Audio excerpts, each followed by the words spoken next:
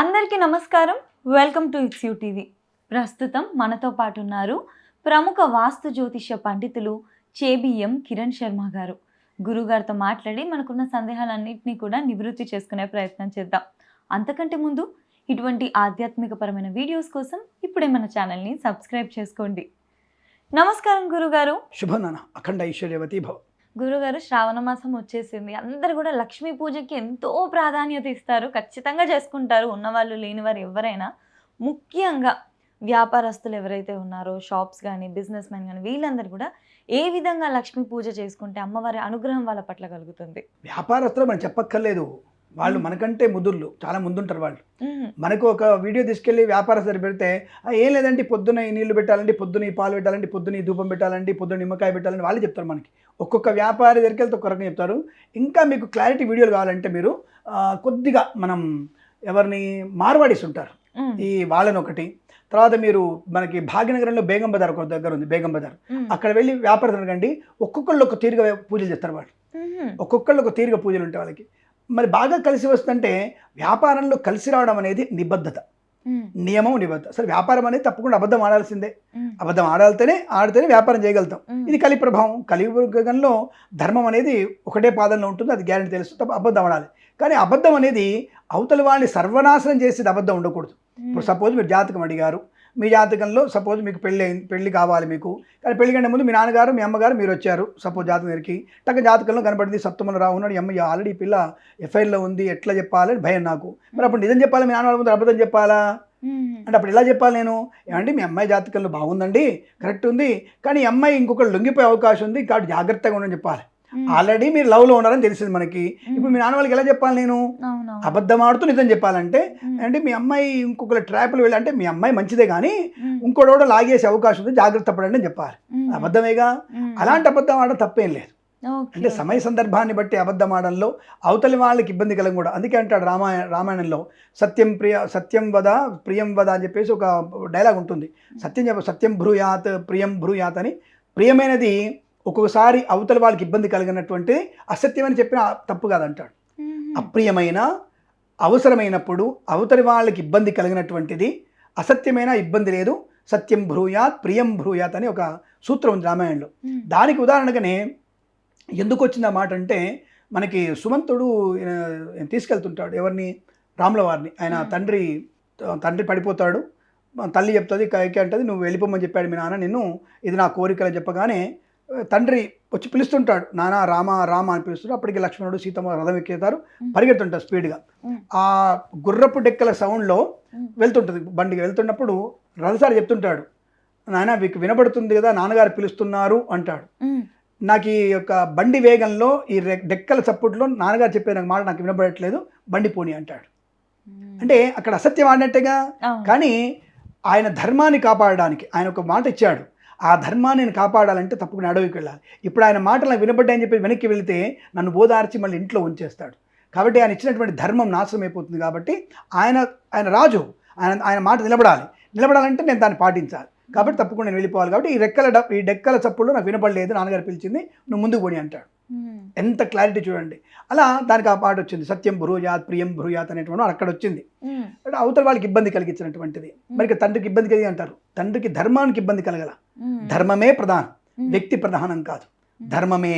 కాబట్టి అలా మనం వెళుతూ ఆయన అడవికి వెళ్ళి అనేక సంవత్సరాలు అలా అడవిలో ఉండి, తర్వాత భార్యను కూడా చెరపట్టిన వాడిని సంహరించి, అదంతా లోక కళ్యాణం. అదంతా దేవుళ్ళు ఆడేటువంటి నాటకాలు అవన్నీ కూడా, వాళ్ళ డ్రామాలు అవన్నీ. అదే ఒక పెద్ద సినిమా, అది మన 70mm కాదు, 170mm సినిమాది. కాబట్టి ఆ సినిమాలో ఉండేటువంటి నటులు వేరే ఉంటారు కాబట్టి అది వేరు. అలా మన వ్యాపారంలో కూడా మనం ఏదైనా సరే అద్భుతంగా కలియుగంలో అబద్ధమాడి వ్యాపారం చేయాలి. ఇక్కడ మీరు వ్యాపారం వృద్ధి కొరకు ఏం చేయాలని అడిగితే 2 పనులు. ఒకటి లక్ష్మీ పూజ చేసుకోవడం. శ్రావణ మాసంలో ఏదైనా శుక్రవారం కానీ, పౌర్ణమి కానీ, మంగళవారమైనా సరే, ఏకాదశి అయినా సరే, మాస శివరాత్రి అయినా సరే, ఈ రోజులలో తప్పకుండా మీరు ఈ 108 కమల పుష్పాలతో, కమలాలు ఉంటాయి కదా, కలువ పూలు అంటారు, ఈ కలువ పువ్వులతో శ్రీసూక్త విధానంగా అమ్మవారికి పూజ చేసుకోండి. అంటే 108 సూక్త పాలన చేస్తే తప్పకుండా వ్యాపార వృద్ధి కలుగుతుంది. అలాగే లక్ష్మీ హోమం చేసుకోవడం. ఇంకా దానికంటే మించిందంటే బాగా డబ్బు ఉంది, మంచిగా ఉంది, ఏం చేస్తామంటే కుబేర హోమం చేసుకోవడం. కుబేర హోమం చేస్తే కూడా తప్పకుండా మీకు వ్యాపారంలో వృద్ధి పొందే అవకాశాలు ఖచ్చితంగా ఉంటాయి. సరే ఏవి లేవు, అవంతా వాళ్ళకి ఏం లేవు, ఏం చేయాలన్నప్పుడు మీ యొక్క వ్యాపార స్థలంలో తప్పకుండా ఒక గాజు గ్లాసులో నీళ్లు పోసి, పూర్వకాలంలో మీరు ఉడిపి హోటల్ వెళ్ళి ఉంటారు అందరు కూడా. ఉడిపి హోటల్ ఒకప్పుడు ఉండే, బిఫోర్ 20 years బ్యాక్. ఇప్పుడు ఉడిపి హోటల్ అంతా కూడా మారిపోయింది అనుకోండి.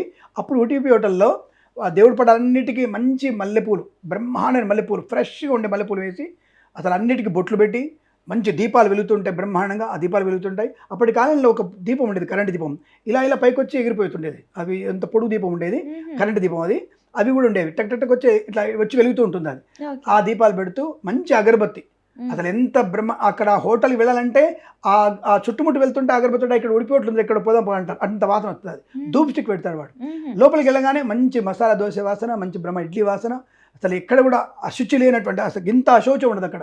అంటే శుద్ధి. అసలు టేబుల్ మీద ఇంత కించిత్ నీళ్ళ చుక్క కానీ, కింత బురద కానీ ఉండదు. వర్షంలో బురద ఉన్నా సరే లోపల బురద ఉండదు వాడికి, అంత నీట్గా ఉంటారు వాళ్ళు. అలాంటి హోటల్లో వాళ్ళు చేసేది గాజు గ్లాసులో నిమ్మకాయ వేసి దాని యొక్క పువ్వు ఏదైనా తెల్ల పువ్వు కానీ, గులాబీ పువ్వు కానీ, లైవ్ ఫ్లవర్ అంటే నిజమైన పువ్వు, ప్లాస్టిక్ పువ్వులు కాదు, ఆ ఫ్లవర్ వేసేసి పెట్టేవాడు వాడు. మర్నాడు పొద్దున దాన్ని శుభ్రంగా పువ్వు పక్కపడేసి ఆ నిమ్మకాయ రోడ్డు మీద వేసేవాడు. ఆ రోడ్డు మీద వేస్తే ఆ బస్సు కింద లారీ కిందనో ఆ నిమ్మకాయ కొట్టుకొని వెళ్ళిపోయేది. ఇలా ప్రతిరోజు మార్చేవాడు. కాబట్టి వాళ్ళ దగ్గర కొత్త టెక్నిక్స్. అలాగే కొంతమంది మీకు ముళ్ళు కర్ర అని ఉంటుంది, అంటే ముళ్ళ కర్ర దొరుకుతుంది. ఆ ముళ్ళు కర్రకి ఎర్రదారం కట్టి 3 వైపులా, అంటే మహాకాళి, మహాలక్ష్మి, సరస్వతి ముగ్గురు డోర్ కడతాడు వాడు. లక్ష్యం అంటే జన ఆకర్షణ మాత్రమే ఉంటుంది.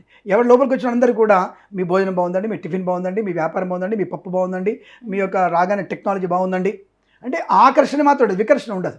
కొంతమంది పంది ముళ్ళు కడతారు, ఎనుబోతు ముళ్ళు అంటారు దాన్ని. ఆ పంది ముళ్ళను కూడా కట్టే అవకాశం. అంటే ఇలాంటివన్నీ కూడా మూఢనమ్మకాలు అంటారు, కానీ సైంటిఫిక్గా మనోధైర్యాన్ని కలిగిస్తుంది. అంటే సైకలాజికల్గా మనోధైర్యం. చూడడానికి మూఢనమ్మకం ఉన్న సైకాలజికల్ ఏమంటే అది నమ్మకం కలిగిస్తుంది. నా వ్యాపారం బాగా నడుస్తుంది. వీడు ఫస్ట్ కాన్ఫిడెంట్ ఉంటాడు. కాన్ఫిడెంట్ ఉండి వీడు చేసే ప్రతి పనిలో కాన్ఫిడెన్స్ ఉంటుంది. దానివల్ల పని సవ్యంగా జరుగుతుంది, ప్రాఫిట్ ఉంటుంది, మంచి బ్రహ్మాండ పురోగతి ఉండే అవకాశం ఉంటుంది. కాబట్టి ఇవన్నీ కూడా శ్రావణ మాసాలనే కాదు, ఏ మాసమైనా సరే వ్యాపారస్తులు అనేక ట్రిక్కులు చేసుకుంటూ వాళ్ళు తప్పకుండా వశీకరణ చేసుకోవడం, జనాకర్షణ, ఇదంతా కూడా జనాకర్షణ. అలాగే దాంతోపాటుగా మీరు రోజు పొద్దున్నే తప్పకుండా వ్యాపార స్థలంలో కానీ సరే గణపతిని, లక్ష్మీ అష్టోత్తరం ఈ 2 చదివిన వాళ్ళకి తప్పకుండా అనుకూలవంతమైన యోగం ఖచ్చితంగా ఉంటుంది. వ్యాపార వృద్ధి. ఐటీ కంపెనీ అయినా సరే, అఫ్కోర్స్ ఇప్పటికైనా మేము ఐటీ కంపెనీలో పూజలు చేస్తుంటాం, ఫ్రైడే మేము పూజలు చేస్తుంటాం. ఐటీ కంపెనీలో చాలా బ్రహ్మాండంగా చేయించుకుంటూ ఉంటారు. బ్యాంకులలో చేస్తూనే ఉన్నాం, పెద్ద బ్యాంకులలో చేస్తూనే ఉంటాం. అంటే ఎవరి నమ్మకం వాళ్ళది. సో బ్యాంకులో లక్ష్మీదేవిగా, వ్యాపారంలో లక్ష్మీదేవిగా, ఐటీ కంపెనీ అయితే మాత్రం ఇప్పుడు అందుకే అక్కడ అమ్మవారి రావాలిగా. కాబట్టి అలాంటి ఉంటుంది. అయితే ఇప్పుడు మీరు అనేటువంటి కాగితాలతో రూపంలో అమ్మవారి కాదు, అక్కడ మేము సువర్ణమైనటువంటి బిళ్ళలు పెట్టి వాడికి పూజ చేస్తాం. ఎందుకంటే ఇప్పటి కాలంలో డాలర్స్ అన్ని పేపర్లో వచ్చాయి. అప్పుడు పేపర్లు ఎక్కడివి, అసలు డబ్బులు లేవు, టంకాలు కూడా లేవు. అప్పుడు ఈ అద్దాణ అవన్నీ కూడా అప్పుడు లేవు. అంతమంది ఏముంది అంటే ఎప్పుడంటే మీకు 1836, 1840, 1870 వరకు మీకు వస్తు వినిమయ పద్ధతి. అంటే నువ్వు పెసరపప్పు ఇస్తే నేను కందిపప్పు ఇస్తాను, నువ్వు నాకు బియ్యం ఇస్తే నీకు పప్పు ఇస్తాను, నువ్వు నీళ్ళు ఇస్తే నేను పాలు ఇస్తాను, లేదా నువ్వు అదిగా నాకు గడ్డి ఇస్తే నీకు ఆవు ఇస్తాను. వాడు గడ్డి ఇస్తే ఆవు ఇస్తాడు వీడు. అప్పుడు అట్లా ఉండేది. అంటే వస్తు వినిమయ పద్ధతి. వీడి దగ్గర వస్తువు ఒకరికొకరు పంచుకోవడమే తప్ప ఇంకోటి వాళ్ళు డబ్బులు కొనుక్కోవడం అట్లాంటిది లేదు. మీకు తెలుసో తెలియదో, లవంగాలు, యాలకులు, కాజు పప్పు ఇస్తే బంగారం ఇచ్చేవాళ్ళు. 1836, 1840 మధ్యలో బంగారం, యాలకులు మీకు జీలకర్ర, యాలకులు, ఆవాలు ఇస్తే బంగారం ఇచ్చేవాళ్ళు. ఇంకోటి బంగారం మన ఇళ్ళలో ఇప్పుడు పెట్టుకుంటున్న లాకర్లు లేదు, బంగారం గూట్లో పడేసేవాళ్ళు. మామూలు గుళ్ళు ఉంటాయి కదా, ఆ గుళ్ళ బంగారానికి వాల్యూ లేదు. యాలకులకి, లవంగాలకి, జీలకర్రకి వీటికి వాల్యూ ఎక్కువ. అందుకే దరిద్రపు బ్రిటిష్ వాళ్ళు కానీ, మొఘలులు కానీ వీళ్ళందరూ దరిద్రం ఎందుకు వచ్చారంటే వీళ్ళు మన సుగంధ ద్రవ్యాలు దోచుకుపోవడానికి వచ్చారు. వాళ్ళు మన సంపద దోచుకోవడానికి వచ్చారు. మనకు అంత విపరీత సంపద మనది. భారతదేశం అద్భుతమైనటువంటి 28.3% GDP in the year of 1723. Go and search in GPT or AI. 1730లో మనకున్న జీడిపి, అప్పుడు జీడిపి లెక్కలేదు, మనకున్నటువంటి ఈ లెక్క ప్రకారం అప్పుడు జీడిపి 28.3% ఉంది. అంత స్థాయిలో ఉన్నటువంటి సంపద మనకి. అంత దాదాపుగా 20 దేశాల జీడిపి మనది అప్పట్లో. 20 దేశాలు కలిపిన జీడిపి మన ఒక జీడిపి అంత బ్రహ్మ దేశం మనది. ఎవడరా చెప్పింది మన దేశం గరీబ్ దేశం అని? ఈ తుత్తు రాజకీయ నాయకులందరూ కూడా మనల్ని నాశనం చేసి అప్పుల ఊబిళ్ళు కులుపుతూ డెవలప్మెంట్ అని చెప్పేసి నాశనం చేసుకునే వ్యవస్థ ఇది. ఇప్పుడు భాగ్యనగరంలో వర్షపు నీళ్ళు ఎందుకు లేకుండా పోయినాయి? డెవలప్మెంట్ అని చెప్పేసి మొత్తం సిమెంట్ మయం చేస్తే ఇప్పుడు మళ్ళీ ఇంకుడు గుంత ఉంటే కానీ పర్మిషన్ ఇవ్వని చెప్పే స్థాయికి దిగజారిపోయినా మనం.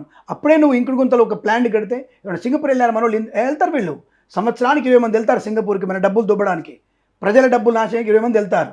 అక్కడ ఎంత ఉంటుందంటే సింగపూర్లో అమ్మ మీరు ఎప్పుడు వర్షాలు పడతాయి, మీరు ఒక వెళ్ళగానే ఫుల్ వర్షాలు ఉంటాయి, అసలు దడ అసలు బ్రహ్మాండం, అసలు ఉప్పెల్లా పడుతుంది వర్షం. 10 నిమిషాల తర్వాత నీళ్ళ చుక్కు ఉండదు సింగపూర్లో, నీళ్ళు కనబడవు మనకి. అసలు ఎంతటి అసలు వ్యవస్థ అంటే అంత వ్యవస్థ ఉంటుంది. నేను 2-3 సార్లు వెళ్ళాను, నేను అక్కడ ప్రోగ్రామ్ చేయడానికి వెళ్ళాను, నేను మా అమ్మాయి మా ఆవిడ కూడా వెళ్ళాము మేము. అటువంటి స్థాయిలో అసలు వర్షం పడితే అబ్బా మనం చూస్తామా, ఇది మన అక్కడ విజిట్ చేయగలుగుతామా అది అనుకుంటాం, గంటలో ఆగిపోతుంది. ఆగిపోయిన మనిషి 10 మినిట్స్లో కించిత్ బురద ఉండదు, కించిత్ బురద. ఇది ఛాలెంజ్ మీ అందరికీ. మలేషియాలో కూడా అంతే ఉంటుంది, మలేషియా వాళ్ళ సేమ్ సూపర్గా ఉంటుంది, మలేషియాలో ఉంటుంది. అలాంటి వాటితో నువ్వు ఇంత వెళ్తున్నారు, ఇంత చిన్న హైదరాబాద్లో సగం ఉంటుంది అది.